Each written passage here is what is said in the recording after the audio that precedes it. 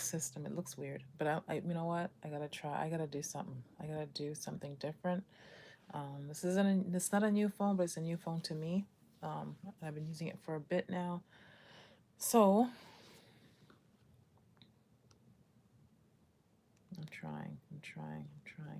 trying something different.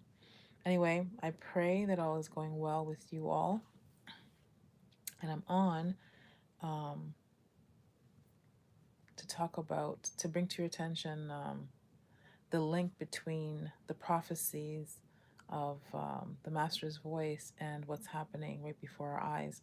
And why you should really be thinking about this as being very serious. The times we're living in are very serious. And for those of you who have been chosen for this time, based on the warfare, the intensified warfare in your life, you're probably meeting the most wicked spirits through people that you've ever met in your life. So that should tell you that, let me see. Yeah, it's not going to be good. That should tell you that we're living in some serious times. Let me see. Oh, God. This is not good. I'm trying to get this right. Hold on. Anyway, this is the best it's going to be.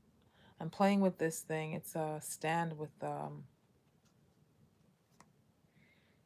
it's a stand. It's actually a good quality stand, but I haven't had the warfare in my life has been such that the volume sometimes is not right, the color is not right, but I'm gonna try my best. Anyway, um, the intensified warfare. Now, the Lord led me to understand something in this past couple weeks, and that is there's a time that we were inviting things like Harry Potter, the removal of the Christianity from school, like pre can't pray, the Bible was removed, and we welcomed in yoga and meditation. And what we've done by doing all this, this is Canada. I'm not too sure how it is in the US. I'm pretty sure that's the same there. I can't speak that for sure, but I can tell you that here, because of the removal of the Bible and praying in schools, removal, I think, of a lot of uh, Christian staff. If they're not into other religions, they are definitely into witchcraft. All that, and the problem has been that we have destroyed almost everything that the Lord stands for, and the problem with that is that because we've done all this, we've removed God's protection. Now, I was talking to someone recently, and I was saying, I don't feel a heaviness. What I feel is an emptiness. I feel like the people around me have no warmth, they have no compassion, they have no sympathy, they have no empathy. Very selfish, very prideful. And I want you to recall in the word why Lucifer was cast down to the earth, why he's doomed, why his uh his future has been doomed. And the reason why it has been is because he was prideful. He wanted to be God. He wanted to be like God. And I'm finding a lot of people out there want to be through social media, through the cell phones, through other things, other means. They want to be recognized. They want to be idolized, and that is a sin. It's a sin, and because people don't tend to reflect on what is a sinful thing, people just think it's normal because social media and television programming is such a powerful tool that people think that what they're seeing on social media and on television is normal. It's not normal. It's not normal to be idolizing yourself, to be so selfish and to expect people to do for you without you doing anything for them. It's not normal. It doesn't make any sense. That being said, we are in time of judgment. And the judgment that's coming, that has been spoken about in the Master's Voice Prophecy channel, but I'm starting to see some things manifest itself in real life. For example, I mentioned this before, and I'm going to mention it a lot because there must be a reason why I've been placed here. I'm in a community right now where most of the population has transitioned overnight from being multicultural to mostly people from India, Pakistan, etc. And these people are governed by many gods. And when you say many gods, that means they have to be demonic entities because there's only one true God. I'm so sorry, I'm under attack right now. I can feel it. And as I say that, um, we're starting to see manifest what it means to be a part of their religion. Um, they seek to be rich and to be prosperous. And one of the terms of the one of the women I spoke to uses this progressive. They like to be progressive, which means they're going to buy into anything society puts out there. Anything society says is a thing, they're going to do. For example, um, I met a gentleman, and really nice. I'm not saying they're not nice people, they're kind, but it doesn't mean that they serve our God. Um, this gentleman gave me a ride somewhere. I was walking and I was walking a long distance. I was walking in an area that usually people don't walk in because when I walk the distances I walk, you're going to meet roads that don't have sidewalks. So this gentleman offered me a ride. And of course, as brave and as time, it was a very different time then. I said yes. And he talked to me about his family. I talked to him about mine and it became a conversation about religion. It's always going to be about religion for me because God is, for me, I'm trying to promote our Savior. So anyway, he was telling me that, oh no, anything that they say, like he's progressive, and progressive means that if they introduce a chip to swipe your hand and purchase things, he's gonna go for it because that's what to be progressive is where it's at for them.